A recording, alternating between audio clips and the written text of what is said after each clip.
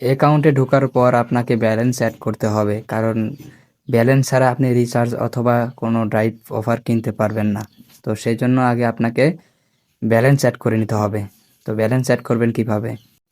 এর জন্য আপনাকে অ্যাড ব্যালেন্সে ক্লিক করতে হবে, তারপরে মেইনে ক্লিক করে কনফার্ম করুন। এরপর বিকাশ, রকেট, নগদ উপায় সেম আগের মতোই।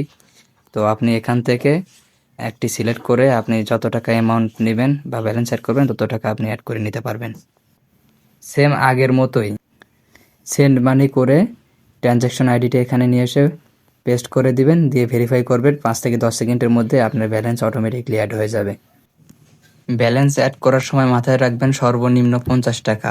50 টাকার কমে ব্যালেন্স অ্যাড করতে পারবেন না। এরপর রিচার্জ অথবা অফার কিনতে রিচার্জে ক্লিক করুন। রিচার্জ করতে রিচার্জে ক্লিক করে এখানে আপনি নাম্বার বসাবেন, তারপরে অ্যামাউন্ট সিলেক্ট করে নেক্সটে ক্লিক করবেন, করে আপনার পিন বসালে আপনার রিচার্জ হয়ে যাবে। তো ড্রাইভ প্যাকে ঢুকে আপনি অফার কিনতে হবে। ড্রাইভে ক্লিক করার পর জিপি, রবি, এয়ারটেল, বাংলা লিঙ্ক অপশন আছে, এখান থেকে আপনি যে সিমে অফার নেবেন সেই সিমে ক্লিক করবেন। বাংলা লিঙ্কে ক্লিক করলাম। তো এরপরে দেখতে পাচ্ছেন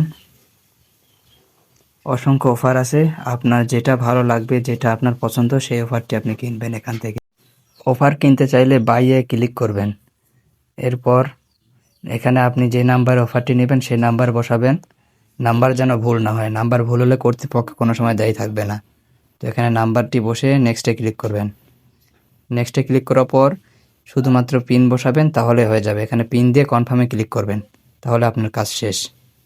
অফারটি সাকসেস হতে 5 থেকে 10 মিনিট সময় লাগতে পারে, এবং অবশ্যই সিমে লোন চেক করে তারপরে অফার হিট করবেন। সিমে লোন থাকলে অফার যাবে না।